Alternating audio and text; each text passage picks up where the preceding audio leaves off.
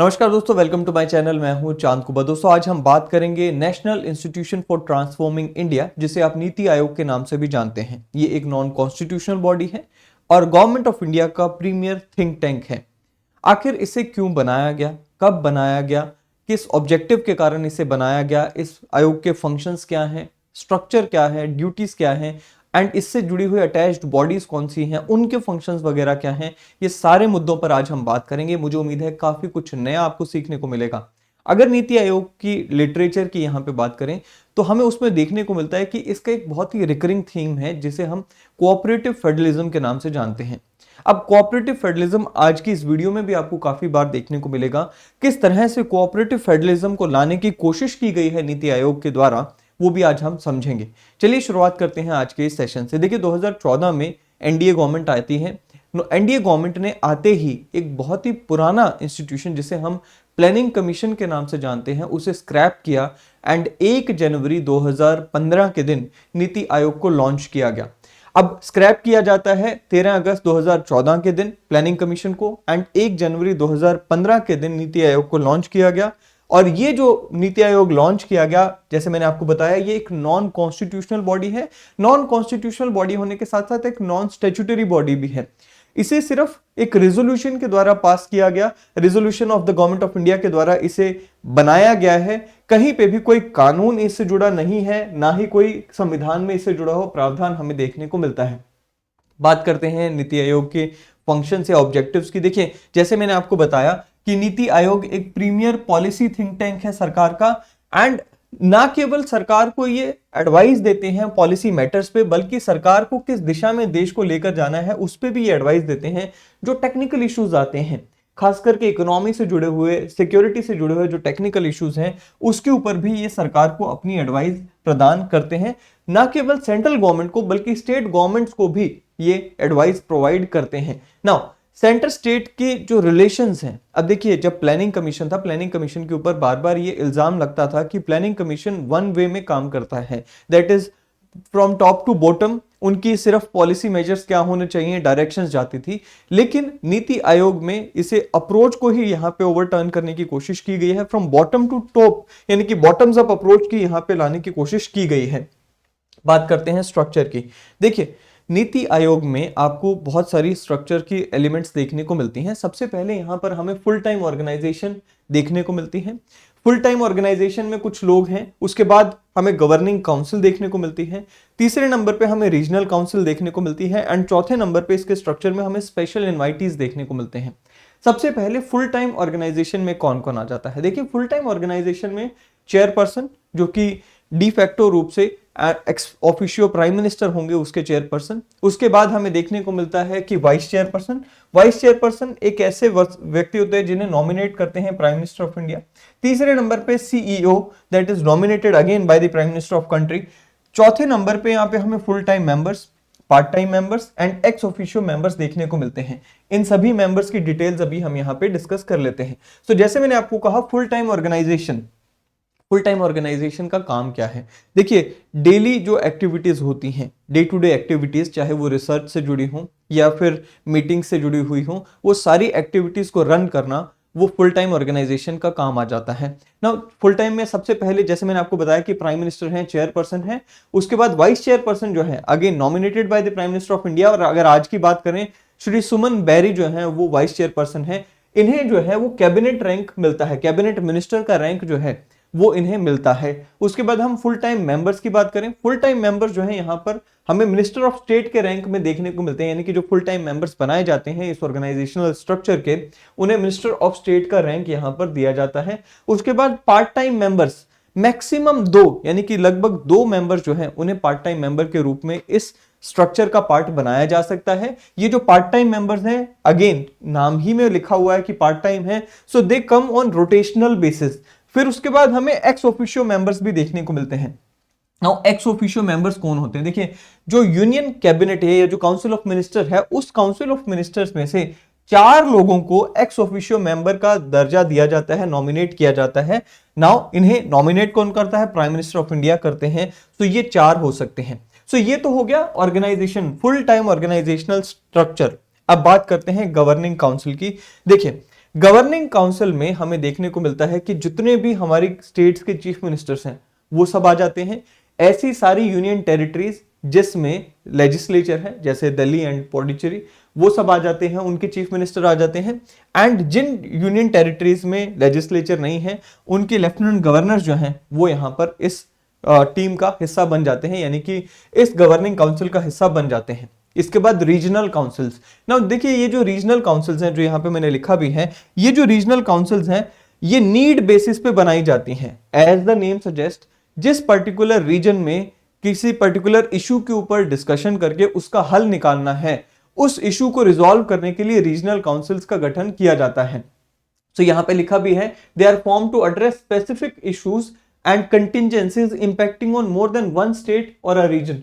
तो एक particular reason में उन स्टेट से जुड़े हुए मुद्दों को डील करने के लिए रीजनल काउंसिल, जो कि स्पेसिफाइड टेन्योर के लिए बनाई जाती हैं। इनमें अगेन ये रीजनल काउंसिल्स को कन्वीन कौन करता है? प्राइम मिनिस्टर ऑफ इंडिया करते हैं। एंड इसमें कौन कौन जाएगा? लेट्स से हम अगर नॉर्थ ईस्ट की बात करें तो नॉर्थ ईस्ट की अगर रीजनल काउंसिल बनाई जा रही है तो जितनी भी नॉर्थ ईस्ट की स्टेट्स के इशू को डील करने के लिए वो बनाई जा रही है उनके सारे चीफ मिनिस्टर्स इसमें आ जाएंगे। एंड इसमें अगर हम चेयरमैन की बात करें, now chairman of NITI Aayog यानी कि प्राइम मिनिस्टर ऑफ इंडिया, या तो वो इसके चेयरमैन बनेंगे या फिर उनका कोई नॉमिनी इस पूरी की पूरी रीजनल काउंसिल का चेयरमैन बन जाएगा। Special invitees, now this is again last part of this whole composition जिसमें स्पेशल इनवाइटीज आ जाते हैं। स्पेशल इनवाइटीज में एक्सपर्ट, स्पेशलिस्ट, प्रैक्टिशनर्स वगैरह सब आ जाते हैं जो कि स्पेशल डोमेन नॉलेज रखते हैं, उन्हें यहां पर हम स्पेशल इनवाइटीज के रूप में देखते हैं। अब बात करते हैं ऑब्जेक्टिव्स की। जैसे मैंने आपको शुरुआत में बताया कि देखिए एक रिकरिंग थीम जो हमें यहाँ पे कोऑपरेटिव फेडरलिज्म का देखने को मिलता है वो यहाँ पर आपको समझ आ जाएगा। सबसे पहले ऑब्जेक्टिव्स हैं क्या क्या? देखिए सबसे पहला ऑब्जेक्टिव कहता है जी एक शेयर्ड विजन को इवॉल्व करना। शेयर्ड विजन मतलब क्या? कि सभी स्टेट्स एंड यूनियन जो हमारी है इन दोनों की एक शेयर्ड विजन होनी चाहिए। किस रिगार्ड में शेयर्ड विजन होनी चाहिए? कि किस सेक्टर को प्रायोरिटी देनी है, कौन से ऐसे सेक्टर्स हैं जिनमें हमें प्रायोरिटी के बेसिस पे डेवलपमेंट करनी है, इसके ऊपर कौन सी हमारी स्ट्रेटजीज होनी चाहिए, इसके ऊपर हमारी शेयर्ड विजन होनी चाहिए। सो ये एक पहला हो गया। दूसरा क्या है? कोऑपरेटिव फेडरलिज्म को फोस्टर करना, ये रिकॉग्नाइज करते हुए कि भाई जितनी स्ट्रॉन्ग स्टेट्स होंगी उतना ही स्ट्रॉन्ग नेशन बनेगा। सो ये दूसरा ऑब्जेक्टिव हो गया। तीसरा ऑब्जेक्टिव क्या है? कि ऐसा मैकेनिज्म फॉर्मुलेट करना जिसके द्वारा गांव के लिए क्रेडिबल प्लान्स को लाया जा सके, उन प्लान्स को गांव के लेवल पे, विलेज लेवल पे सक्सेसफुल बनाकर उन्हें अपर लेवल पे लेकर जाया जा सके। तो ये तीसरा इसका ऑब्जेक्टिव है। चौथा क्या है?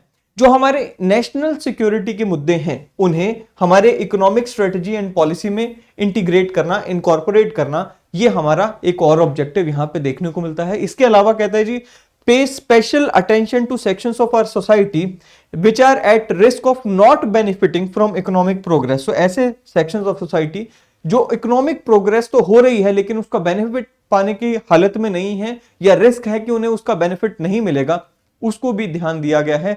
वो भी एक ऑब्जेक्टिव बनाया गया है कि उन्हें भी इसका बेनिफिट मिले। Design strategic and long term policy and program, create a knowledge, innovation and entrepreneurial support system, offer a platform for resolution of intersectoral and interdepartmental issues। so आप देखेंगे अभी जैसे हमने कहा ना रीजनल काउंसिल्स हो गई, इसी तरह से और भी यहाँ पर मैकेनिज्म्स हैं, अभी मैं आपके साथ डिस्कस भी करूंगा। इन मैकेनिज्म्स के थ्रू ये कोशिश की जाती है कि जो इंटरसेक्टोरल इश्यूज हैं या फिर इंटर डिपार्टमेंटल इश्यूज हैं उन्हें भी रिजॉल्व करने का एक प्लेटफॉर्म के रूप में नीति आयोग को देखा गया है। इसी के साथ साथ state of the art resource centre के रूप में, यानी कि आपके पास एक नॉलेज की रिपोजिटरी यहां पर देखने को मिलती है। नीति आयोग को यह भी फंक्शन दिया गया, ये ऑब्जेक्टिव दिया गया है कि गुड गवर्नेंस को कैसे किया जाए, learn from various examples within the country और from outside the country, and उसकी एक नॉलेज बैंक को भी क्रिएट करो, राइट? वो भी यहां पर इसे क्रिएट करने की रिस्पॉन्सिबिलिटी दी गई है। एंड सबसे इंपॉर्टेंट ऑब्जेक्टिव्स में से एक कि actively monitor and evaluate the implementation of programs and initiatives. इसके लिए एक स्पेशल अटैच्ड बॉडी भी है इस नीति आयोग की जो कि इस ऑब्जेक्टिव को फुलफिल करती है। अब बात करते हैं फंक्शंस। देखिए ऑब्जेक्टिव्स हमने देख लिए, इतनी लंबी लिस्ट, फंक्शंस ज्यादा मैं इसमें डिटेल में नहीं जाऊंगा। 5-4 फंक्शंस हैं यहाँ पे, 5-6 फंक्शंस, उन्हें हम देख लेते हैं। सबसे पहला क्या है? Policy formulation. हमने अभी कहा कि भाई सेंटर एंड स्टेट्स को मिलाकर इकट्ठे बिठाकर पॉलिसीज को फॉर्मुलेट करना, वो पहला फंक्शन हो गया। दूसरा हो गया मॉनिटरिंग एंड इवोल्यूशन, तीसरा हो गया इनोवेशन प्रमोशन, चौथा हो गया क्या, कोऑपरेटिव फेडरलिज्म को प्रमोट करना, एंड पांचवा क्या है, technology and capacity building at various levels. तो ये 5 फंक्शंस हैं। अब देखिए हमने 5 फंक्शंस देख लिए, इसके अलावा हमने वहां पे कुछ ऑब्जेक्टिव 8-10 ऑब्जेक्टिव्स भी देख लिए। अब इन फंक्शंस को परफॉर्म करने के लिए हमने यहां पर पूरे के पूरे नीति आयोग के स्ट्रक्चर को 2 पार्ट्स में डिवाइड कर दिया। पहला है टीम इंडिया हब एंड दूसरा है नॉलेज एंड इनोवेशन हब। जितने भी ऑब्जेक्टिव्स हैं, आपने जितने भी ऑब्जेक्टिव्स, जितने भी फंक्शंस को देखा, इन फंक्शंस को परफॉर्म करने के लिए, इन ऑब्जेक्टिव्स को अचीव करने के लिए नीति आयोग को 2 हब्स में हमने डिवाइड कर दिया। पहला है team India hub.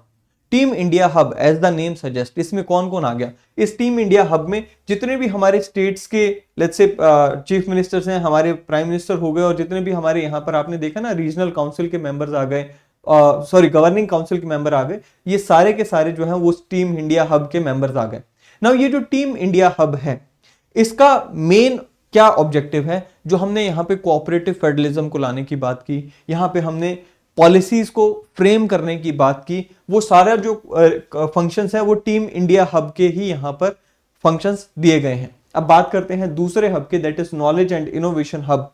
Knowledge and innovation hub, अभी हमने यहाँ पे क्या पढ़ा था कि टेक्नोलॉजी एंड कैपेसिटी बिल्डिंग करना, उसके बाद इनोवेशन प्रमोशन करना, ये जितने भी फंक्शंस आप देख रहे हैं। इसके अलावा आपने यहाँ पे कुछ ऑब्जेक्टिव्स में भी पढ़ा था कि भाई किस तरह से आपको यहाँ पे इनोवेशन लेकर आनी है। ये सारे के सारे जो ऑब्जेक्टिव्स हैं वो नॉलेज एंड इनोवेशन हब को दिए गए हैं, जिसमें आपको यहाँ पे लिखा भी है कि भाई गुड गवर्नेंस कैसे होती है, उसके ऊपर आपको रिसर्च करना, नॉलेज रिपोजिटरी बनाना, ये सारी जो चीजें हैं ये नॉलेज हब के हिस्से में आ जाती हैं। अब नीति आयोग जो है, देखिए बहुत सारे सेक्टर्स पे काम करता है नीति आयोग, राइट। पॉलिसी बनेगी, ऐसा तो नहीं है ना कि सिर्फ इकोनॉमी को ब्रॉडली आप एक पॉलिसी बना देंगे। इकोनॉमी में भी एग्रीकल्चर आ गया, इकोनॉमी में फिर माइंस एंड मिनरल्स आ गया, इकोनॉमी में फिर सर्विसेज आ गया, ट्रेड आ गया, ये सारे यहाँ पे सेक्टर्स आ जाते हैं। इसी तरह से आप सर्विसेज में चले जाएं, एजुकेशन है, हेल्थ है, बाकी सारी सर्विसेज हैं।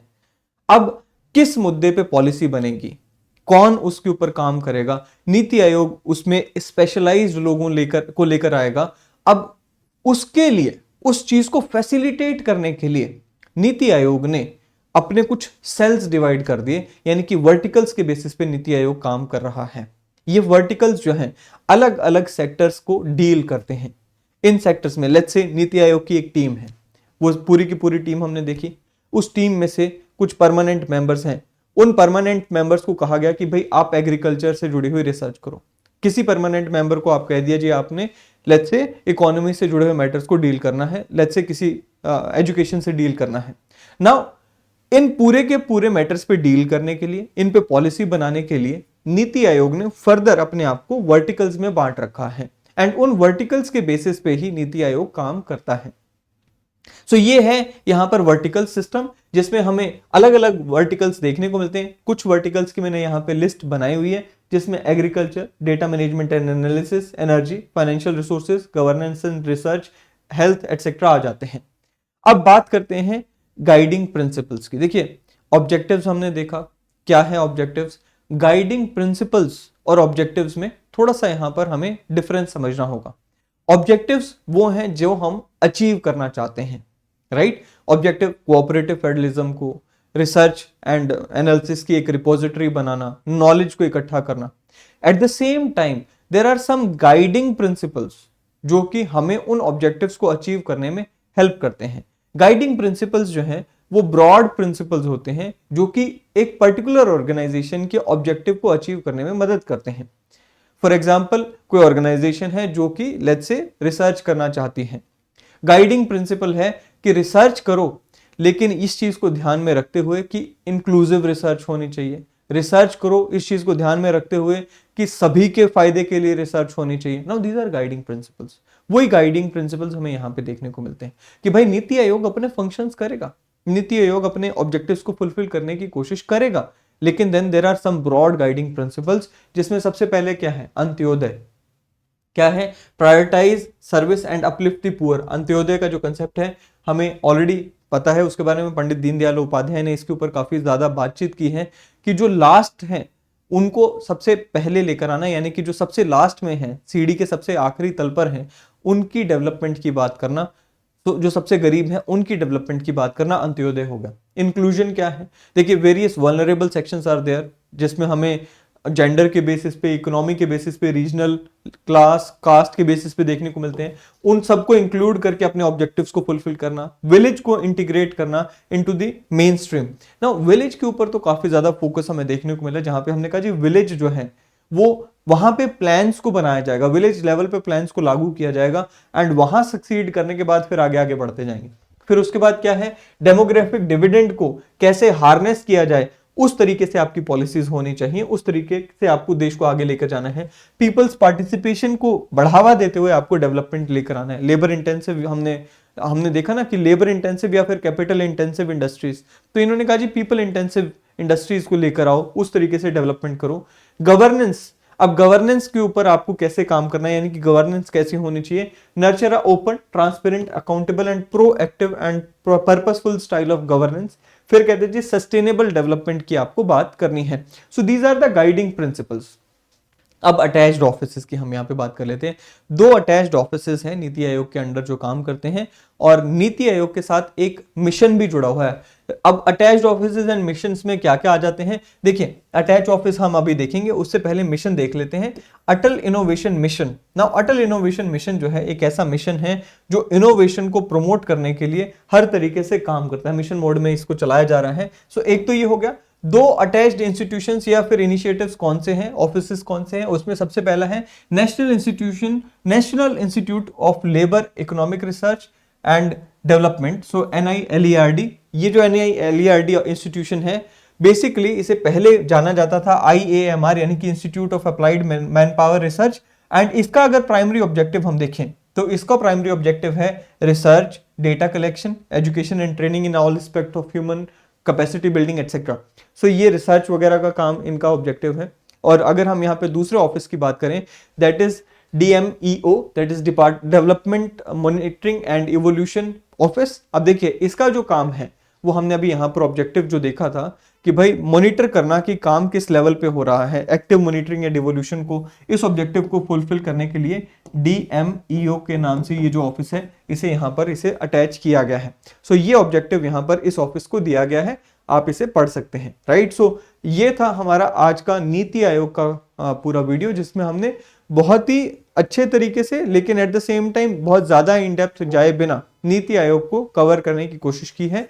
मैंने अपनी तरफ से कोशिश की है कि सारे जो मेन एस्पेक्ट्स हैं नीति आयोग के उन्हें सिंप्लीफाई करके आपके सामने लेकर आऊं। वीडियो पसंद आई हो लाइक करना ना भूलें, शेयर करना ना भूलें, चैनल को सब्सक्राइब करना ना भूलें। अगले सेशन में फिर मिलेंगे। Till then thank you, have a great day ahead.